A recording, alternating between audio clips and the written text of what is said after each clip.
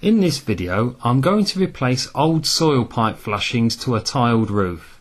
These are called pipe flashings or lead slates. When these first start to leak, they will commonly create a stain on the bathroom ceiling that often looks like this. Or sometimes white marks appear on the outside brickwork near the soil pipe like this. Or if your soil pipe passes through the soffit of your roof, white marks or wood rot can be seen often around here.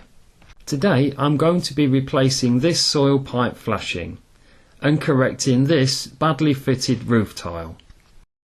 The first thing to do is remove the tiles directly above the pipe flashing, and if you don't know how to do this, I have a video available on YouTube called How to Replace Roof Tiles that shows you exactly how this is done. With the tiles now removed, you can see the major source of this leak, which is the sagging in the rear of the flashing. And this is something that's quite common even on the lead slate version of this pipe flashing as well, as you can see here. And I'll show you how to stop this occurring later on. Back on our job, the old flashing is removed by simply sliding it upwards over the top of the pipe. Once it's off, we can now see that this tile hasn't been cut and isn't fixed onto the tile batten above. So here I've removed it and placed a new tile for marking and cutting. Scratch some horizontal and vertical cuts around the soil pipe and it's ready for cutting. Down on the floor, and with two simple cuts with a diamond blade, it will remove the waste section. Then when slotted back into place, it will not only be waterproof but also provide support for our new pipe flashing. Now it's time to choose your pipe flashing, and it really comes down to two sensible choices. Here we have the flexible lead slate or the more traditional fixed angle lead slate. Let's have a look at the flexible version first. Commonly these will accommodate pipes of many different diameters from 160mm downwards, and from a pitch as low as 20 degrees all the way up to 45 degrees and possibly a bit more. If you're fitting the more traditional welded lead slate, however, you will have to buy them to match the pitch or angle of your roof. Normally these can be found in three common types: up to 30-degree pitch, 35 to 45 degrees and 45 to 60 degrees. Obviously, make sure you order the right lead slate to suit the angle of your roof.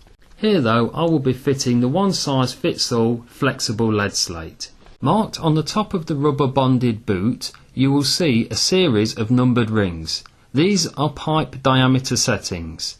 By selecting the correct one, the flashing will create a tight waterproof seal around virtually any diameter roof pipe.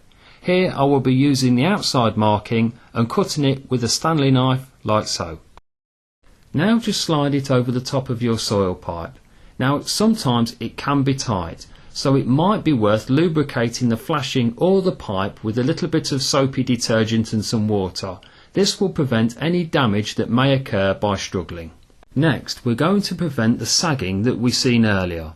Lead is quite strong, but it will not support itself over the years without a little bit of help. Place a roof tile in position like this and find a piece of timber, in this case a little bit of tiling batten. With the tile seated into position and the batten or lath underneath the lead and the newly placed roof tile, it's normally a matter of rotating it either flat or on end to find the point where it just kisses up to the underneath of the tile and the lead like so. What this does is ensure that no tiles will kick up, but the lead over here will be supported at the correct height as well. Now fold up the rear of the lead slate and fix the batten into position with two nails or two screws into the rafters below.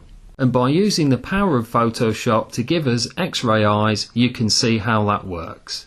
Now the support timber is fixed into place, you can fold the lead back down and into position. Gently tap or boss the lead over the profile of the tiles, and nothing more than an offcut of timber or roof batten is required.